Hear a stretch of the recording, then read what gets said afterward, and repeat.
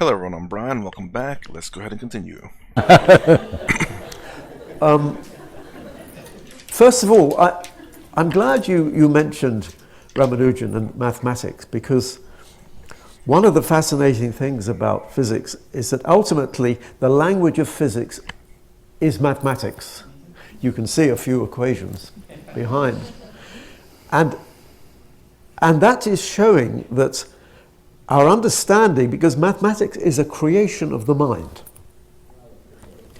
And there's a curious circularity, because mathematics underlies physics, physics underlies our understanding of the universe produces life and brains, and then the brains produce the minds which produce the mathematics. So you've got this curious cycle, the fact that the universe is comprehensible.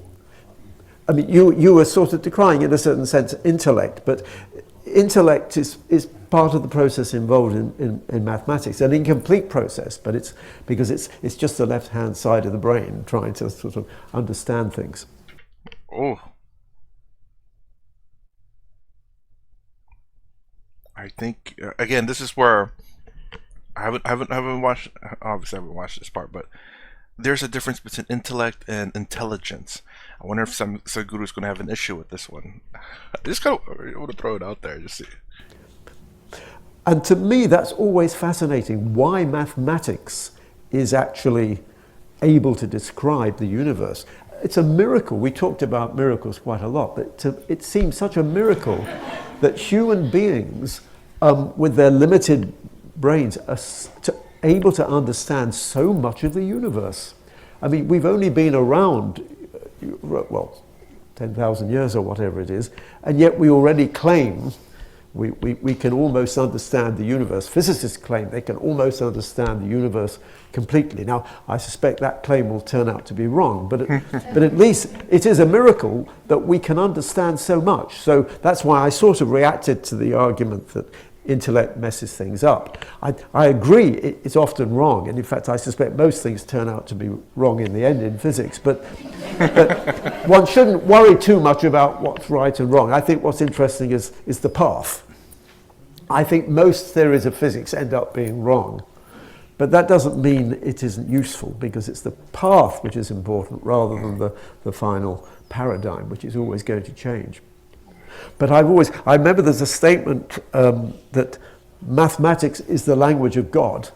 I don't know if this is a statement in the Indian philosophy, but mathematics is the language of God, it is sometimes said. On the other hand, I know that Rumi said that the language of God is silence, and that maybe is more consistent with what you're saying. But so that's the first point I wanted to make. The importance of mathematics, although ultimately it can't reveal everything. I still think it's important, and that's why I loved your reference to Ramanujan, who was a spokesman for mathematics, which came, I think, from his Davis, from his angels, rather than just through his intellect. Now, I love the moment when you took your infinity and it turned into zero. Because, as people will know, I spoke about the cosmic Ouroboros in my talk on Thursday. And I love the cosmic Ouroboros because it encapsulates all the triumph of physics in coming to understand the physical universe. But of course, the most interesting aspect of the Ouroboros is where the head meets the tail. And I said, well, the head corresponds to the universe. And we know how big the universe is, 10 to the 27 centimeters, and the tail corresponds to the Planck scale, 10 to the minus 33 centimeters. Well, those are only the biggest and smallest scales as we understand it. Really, what those scales represent, it's infinity and zero. Okay, the larger scale is infinity and the smaller scale is zero, and of course we reduce them to finite amounts so we can understand them. But to me, the really interesting point about the Ouroboros, the top of the Ouroboros, is that is where infinity meets zero.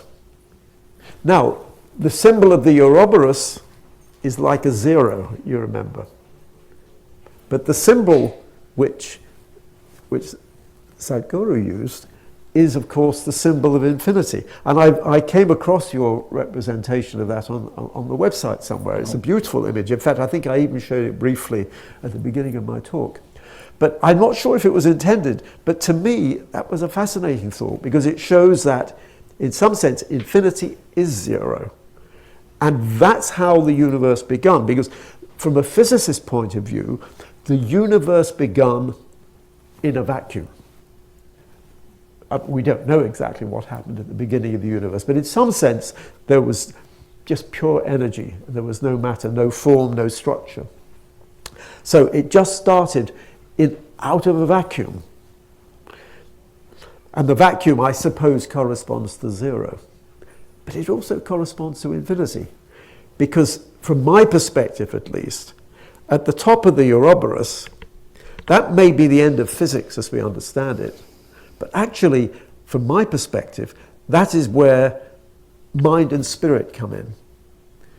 And so that from my perspective, if we want to have an extension of physics, it's there at the top of the Ouroboros that we're going to somehow find mind and spirit. And maybe from a cosmological perspective, that is where the universe has come from. Because if you believe that mind in some sense was prior to matter, you must find it there at the top of the Ouroboros, precisely where your zero and your infinity meet. Now, and then you refer to all the different cycles of time. The other thing about the Ouroboros is that there are all those different levels of structure. You remember I talked about them. There's biological time with human beings, there's planetary time, there's stellar time, galactic time. So the physical world is full of all these cycles. And so when the material world was created in the Big Bang, it led through a process of evolution to all these different levels of structure, which had all the different cycles, all the different time scales, which of course range over a huge range. I mean, that cosmic Ouroboros was expressed in terms of space, in terms of time, spaces, the scales of things. It could equally well have been expressed in terms of the time scales of things, because every length scale goes with a time scale. You mentioned space and time are intimately connected. And so you could also put time scales around that diagram. Every level of structure has a time scale associated with it. And so that is a manifestation of the physical world, that there are all these cycles. And we as human beings, of course, we experience a limited range of these cycles. And I was impressed, almost depressed, when you said how it's the cycles which can overwhelm us. The experience of these cycles can be almost depressing, because you feel that it's just in everyday life constantly. I hate shopping, and I find having to go shopping every day, especially when my wife is away, and having to every day shop and then cook every day and then wash every day, it's a bit overwhelming. So I think I understood what you meant by that. And but that's part of it. It is part of cycles. I must tell you, in yoga, these cycles are referred to as samsara. Yes, yeah. But in common society, in the language, the word samsara means family. Oh, right. Oh, I didn't realize that. Oh, right. Sorry if I think I... Well, I think I laughed too loud there, but if I understood that correctly, samsara is the miserable things in life, isn't it? It's like the bad things, the things that kind of hold you down, or... Oh, man, I've always heard it that way. Now let me know if I'm wrong, but then he said that's the family? Ouch. Actually, I don't have any children, but I can imagine that's samsara, yeah. Suppose you went to your lab and you found a new universe. It doesn't matter, you still have to come home. Yes, yes, yeah. And yet, of course from Buddhism, I understand the concept of samsara and the constant cycle of birth and rebirth and how one needs to escape from that. And so my understanding is that although there are all these cycles in the physical world, that there is an escape from all those cycles, which I understand, although don't experience, is in some sense the aim of, I suppose, of the mystical path, to escape from the cycle. I have to say, personally, I've never had I'm not a very spiritually evolved person, and I know I'm not going to become enlightened in this life. Why do you say that? Well, because I meet more spiritually evolved You're people. trying to destroy my work. No. Because my work is to make sure that everybody, it doesn't matter who you are, what you are, the possibility is always there. Will you invest in the possibility or not? That's left to individuals. But if you say it's not possible, then you're trying to destroy my work. Don't do that. Well, if by becoming enlightened I can justify your work, I will strive to become enlightened. Yeah. Yeah. But all I mean is that I don't personally feel I've been very successful. I mean, I meditate and things like that, but and I know, but I have many spiritual friends, many, and I like to think that their spirituality rubs off on me somehow. No, sir. This is a wrong sense of the term spirituality spreading around in the world. Okay. To be spiritual, you need not be going to a temple, church or mosque. You need not be praying, you need not be meditating, nothing. It is just that if you're sincere enough, I'm using the word sincere because if you're sincere enough, you know you don't know a damn thing. That means your intelligence is always seeking. If you keep yourself that way, you're spiritual. Okay. So I'm not given up on you. Oh, thank you. Well, I feel I will be more spiritual after this conversation. Yeah. And so, one thing I would like to talk about, because actually I would like to get some information from you if I can, because although I'm a theorist and I'm speculating about the nature of time and consciousness, I have this feeling you probably know all the answers, or at least some of the answers, so I would like to ask how some of my ideas relate to your insights. And it's to do with the nature of time and indeed the nature of space. In my talk on Thursday, I was trying to explain that if you want to expand physics to accommodate consciousness, by which I mean mind and spirit, because consciousness is everywhere in matter, mind and spirit, that you have to expand your concept of space and your concept of time. Now, I already spoke on Thursday about in what sense I felt you had to expand your concept of space. But just to recap, just in case there were some people not there, my argument was that most mental and many spiritual experiences do require a space.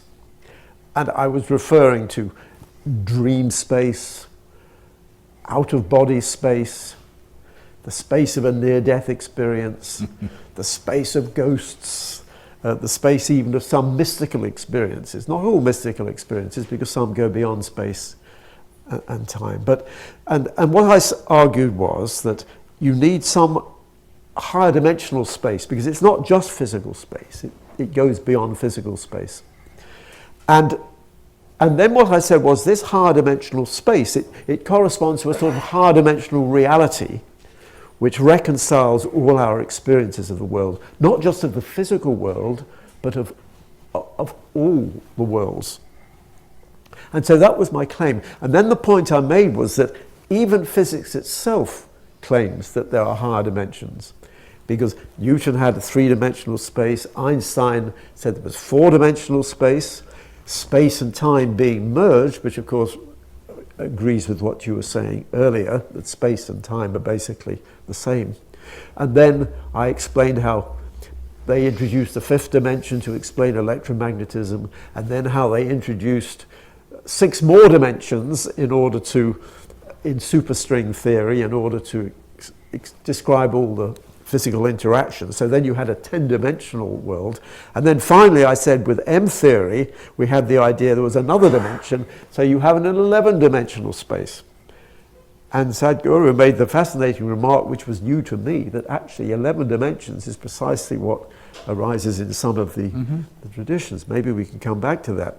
But then the key point I wanted to make was that in one particular version of M theory, the physical world is a slice of a higher dimensional space. The slice is called the brane, B-R-A-N-E, and the higher dimensional space, if it's a 5-dimensional space, it's called the bulk. And so physics gives you a higher dimensional space, of which material world is a slice. Your experience, your mental and spiritual experience, gives you a higher dimensional space. So the main point I made on Thursday is, why can't we identify these two spaces?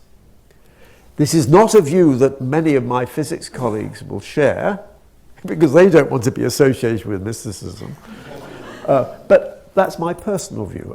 I don't want you to give the impression that this is the mainstream physics view, because I'll get into trouble with my physics colleagues if you get that impression. But it's my view anyway. But that was talking about space. But what I didn't talk about, because our kind chairman realized that we ran out of time, I didn't talk about time. So can I speak for about 5 minutes about time? And then I'm going to ask Sadhguru if he could... That's a lot of time. So. Yeah. You see, what is fascinating about consciousness is that it involves the passage of time. When you say I am conscious, one can argue about what you mean by conscious. There's a distinction between the contents of consciousness, which is what I'm normally referring to when I talk about a space, the consciousness, but the experience of consciousness itself. This must change. You should not say space like this. I should go like this. Thank you, yes. Okay, so conscious, space like that, yeah. And hopefully time like this, yeah? Which means the chairman can't stop me if I... Yeah. Anyway, the point is this. What you've got to realize, in Einstein, with his theory of special relativity, he married up space and time. He realized that the world is 4-dimensional, with the 4th dimension being time. And so you as a human being, your body is like a world line in this. You imagine space and time in 2 dimensions. I hope I can use my hands, but you imagine space and time in 2 dimensions to make it simpler. You are like a line, your world line in this 4-dimensional space, but is represented as 2-dimensional space. But in Einstein's picture, it's called the block universe. Past, present, and future coexist. There is no time. But in your conscious experience, you think of yourself as moving through time. So if you imagine your world line as a brain, you sort of think of your consciousness as like a little bead which is traveling along that wire. That's your experience. So right now it's 10 to 5, but it'll be 5 o'clock in 10 minutes, and it was 4:45 5 minutes ago. But the point is that does not happen in relativity theory. In relativity theory, there is no passage of time. And this is well understood. And this is why many physicists and philosophers say it is an illusion. The passage of time is an illusion. And yet we all experience it. Now, what... Very interesting. We experience time. As I thought about that, what we perceive as time is change. So now that I say that, it made me think of something else. Same concept though, but again, I'm just throwing this out there. I could be completely wrong. But all this is change of perspective, change of position, change of your body, change of your vision, change of anything is time. If nothing changes, no time is perceived. Everything is frozen in time because nothing changed. The second, imagine like this, just frozen like this, like the video. As a matter of fact, it's a great example right there. If that video is just like that, if that is life right there, this is literally life going on right now. Nothing is changing. There is no perception of time. Because as a matter of fact, I paused it. So therefore, there is no change. But the second I hit play, there are change. And change seems to be the perception of time. I'm trying to be so philosophical over here. But that's a very interesting, I guess, thought. I don't know if that's the truth, but that's a very interesting thought for me. The fact that without change, there is no time. Right? Because if nothing changes, everything's the same. Huh, I don't know. If that was brilliant, that's amazing. If that was complete garbage, well, I just wasted everyone's time. What I'm saying is that mind, the experience of consciousness, is not actually part of our current picture of physics. It's not part of relativity. And the passage, nor is passage of time really in quantum theory. Time has a different status in quantum theory. So how do you explain this? Well, the way various philosophers have explained it, including myself, is you have to say there is an extra dimension, which is an extra dimension of time, which corresponds, if you like, to mental time as opposed to physical time. And so this is why I say current physics, meaning relativity theory and quantum theory, cannot explain the experience of consciousness. But the final theory of physics, which is going to reconcile relativity and quantum theory, that has to explain consciousness, and it has to include this extra dimension. Because what I'm saying is mental time is an extra dimension. Is that okay? Right, everyone's convinced? Good. Now, but there's another feature of consciousness which is really crucial. And this is to do with what I call the specious present. This is the minimum time scale of experience. You see, when we're normal human beings, there's a minimum time we can experience, which is something like 1/10 of a second. You imagine my finger is a light. If I move this light around in a circle, you will see that light going round, okay? But if it goes round too fast, if it goes round more than 10 times a second, you won't see it as motion. You'll see a continuous light. Okay, so there is no time on a time scale less than 1/10 of a second, which is basically the specious present. On the other hand, if this little light moves around too slowly, you won't see it moving either. And that's to do with the time scale of memory. So our experience of time only extends over a really short range of times, from something like 1/10 of a second to maybe 1,000 seconds. Okay, that's what we mean by human consciousness. So this concept of the specious present is a very old concept. It actually goes back to William James. It goes back more than 100 years. But even many philosophers don't talk about it. So consciousness comes with a specious present. And our specious present is essentially roughly, say, 1/10 of a second. Now, we as humans are very arrogant. We assume that that is the only level of consciousness in the universe. Well, at least... Not humans, no, exactly. physicists. Yeah, well, yes, yeah. Okay, absolutely. Well, I suppose, exactly. When I say humans arrogantly, I don't mean all humans. I mean especially most of my scientific colleagues will assume that we are the most important form of consciousness. Obviously not Sadhguru, probably not most of you. But the question is, therefore, this specious present, I said it's 1/10 of a second, but actually it can change, and we all know it can change in certain circumstances. I expect you had the experience. You're in a crisis situation. Say you're falling off a mountain. Yeah, I was gonna say, I think it's also individuals' reaction in a sense, how fast their nerves are able to communicate that. So you could have a slightly faster reaction. And whenever we started talking about that, I kind of figured like in crisis situations, a lot of people say time slows down. Everything was happening in slow motion. And then your perception of time is not 1/10 of a second or whatever that number is. It's much, much smaller, 1/1000th of a second. You're able to see, is it 100 frames before a normal human being sees 1 frame. So that's the kind of the slowing effect. I don't think I've experienced that though. I don't know if anyone's ever fallen off a mountain, but you know, time seems to slow down. Or maybe you're in a car accident, and the outside world, everything seems to be in slow motion. That's because your species present has sort of shrunk, and so that happens.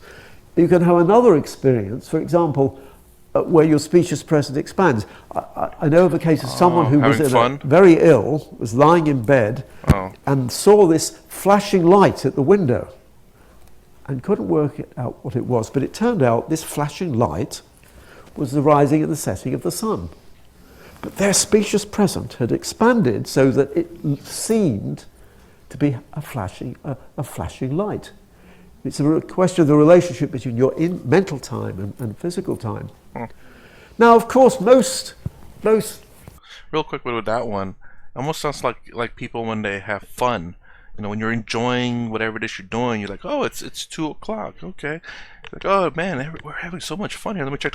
3 o'clock, an hour went by, and I just looked that way. And that is, I mean, interesting for sure. But he's talking about linking this to consciousness, though.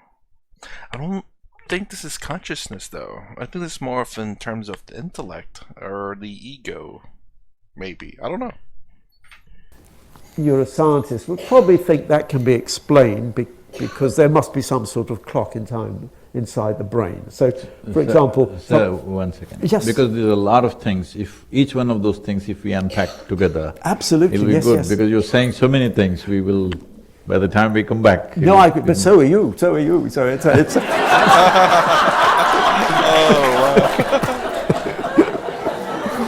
Oh, wow. Yep. Yes. Okay, I think that's a good pausing point, man. He talked a lot. I know I didn't say very much, but this is something I said what I thought that I knew or experienced myself, and hopefully that gives a little bit of an insight, maybe on perhaps what he's saying. Not everything I say is an insight to it, but it's more personal experience. So, I mean, this is something obviously that most people experience or heard of it. Again, I've never personally experienced the slowdown of time. I have experienced the speed up of time because I have fun a lot. Try to anyway. And and when you're having fun and you're really focused on it, time just flies. But I guess I've been lucky to have never been in a crisis situation to where time slows down. But man, could you imagine if you can get that spatial awareness or that attention, that whatever that is, to slow down time so that you can do more. Because I wonder if that's something that's capable of being done. Because, again, could you imagine I mean, you are going at the same space too, like everything is slowed down, including yourself, but just your awareness is sped up, meaning that you're aware of everything. Again, you looking though, is going to be, everything is in slow motion. It's just that your awareness of events and things is slowed down. So I don't know if that could really benefit you, I suppose. I don't know. Perhaps it gives you time to think. Everything just slows down, but your ability to think and be aware is 100% sped up. I don't know. Let me know if you guys experience any of this. I'm sure most people experience the sped up of time. Let me know if you haven't. And what I mean by that is just that you playing whatever it is, and as children, I'm sure that you had to be home by a certain time or whatever.